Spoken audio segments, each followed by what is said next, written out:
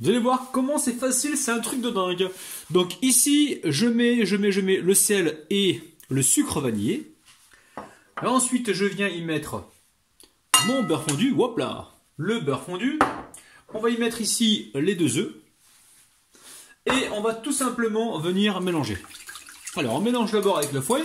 Et ensuite, certainement qu'on va passer avec la cuillère en bois, les amis. Ouh là là. J'ai envie de faire le fou, là. Je sais pas ce qui m'arrive. Allez, une fois qu'on a fait ça, ici, je récupère la levure sèche boulangère. Hop là, je la verse directement dedans. On va la mélanger donc rapidement comme ceci. Et je vais venir petit à petit verser, oula, excusez-moi pour vos oreilles, le lait. Alors le lait il est tiède. Alors on mélange comme il faut, petit à petit. Alors pour vous, je travaille de la main gauche. Alors aussitôt qu'on a fait ça, on va venir récupérer la farine ici. Et on va la verser donc petit à petit. Alors pour l'instant je garde le fouet.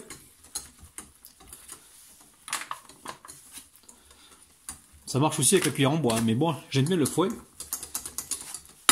Alors on rajoute la farine en plusieurs fois et on mélange. Alors on vient mélanger comme ceci, donc toujours avec tendresse et délicatesse. Alors n'hésitez pas à utiliser les mains pour bien mélanger. Donc aujourd'hui volontairement je fais cette recette donc à la main. Mais si vous avez un robot et que vous n'avez pas envie de vous embêter, il n'y a pas de problème. Mais moi je me mets toujours à la place de ceux qui n'ont pas forcément de matériel.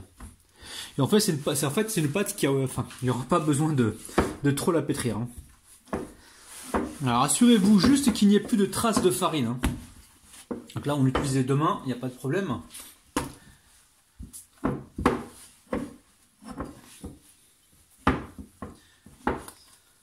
Alors la pâte est prête, je vais légèrement me huiler les mains. Hop là. Alors la pâte je ne l'ai pas pétrie, j'ai juste mélangé. Et quand tout a été donc amalgamé, la pâte donc est prête. Alors on la débarrasse du saladier. Et on va venir la positionner donc sur un grand plat à gratin. Que j'ai beurré donc une première fois, j'ai déposé un papier cuisson. Et là j'ai rebeurré une deuxième fois et là je viens donc déposer ma pâte. Et là le but du jeu maintenant c'est de l'aplatir. Alors là on veut épouser donc la forme du plat à gratin. Alors une fois qu'on a étalé tout ça, ici on replie les 2 parties comme ceci. Et on va venir donc recouvrir avec une petite serviette et on va laisser gonfler la famille. Vous laissez gonfler tranquillement, il faut vraiment que ça double de volume.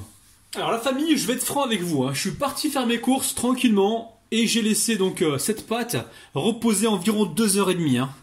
Donc laissez-la bien reposer de façon à ce qu'elle gonfle correctement. Regardez là, elle est bien gonflée. On va décrocher comme ça le papier sur le côté. Donc surtout, laissez-la bien gonfler. Il faut vraiment qu'elle double, triple ou voire triple de volume. Il faut qu'elle arrive à ce niveau-là. Sinon vous allez avoir quelque chose de pas très moelleux. Là on vise le moelleux. Donc là maintenant, je récupère... Alors, est-ce que vous voyez bien les amis? Oui. Là, je récupère donc la dorure. Donc là, c'est un œuf que j'ai battu. C'est juste un œuf battu que je viens délicatement badigeonner donc le dessus. Alors surtout, vous inquiétez pas, quand il vous reste comme ça de la dorure, vous pouvez le conserver encore une journée. Donc vous mettez ça au réfrigérateur bien filmé et le lendemain, refaites une recette. Vous avez besoin du jaune d'œuf, enfin de l'œuf battu. Vous allez pouvoir donc conserver comme ceci donc la dorure. Alors ici, je vais mettre un petit peu de graines de nigel. Graines de nigel que l'on trouve donc soit sur internet ou soit dans certaines épiceries algériennes, marocaines ou tunisiennes. On va pouvoir donc les retrouver assez facilement. Ou certaines boucheries aussi, ils en ont aussi.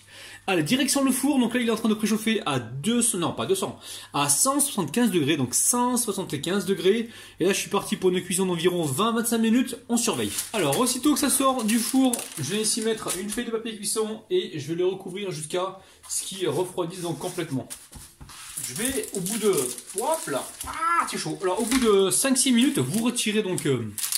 comment on appelle ça, le pain, la brioche ou le pain brioché du moule et on va le mettre sur une grille comme ça et on va laisser donc complètement refroidir. On va continuer de mettre le papier, la petite serviette par-dessus et on va laisser donc refroidir complètement.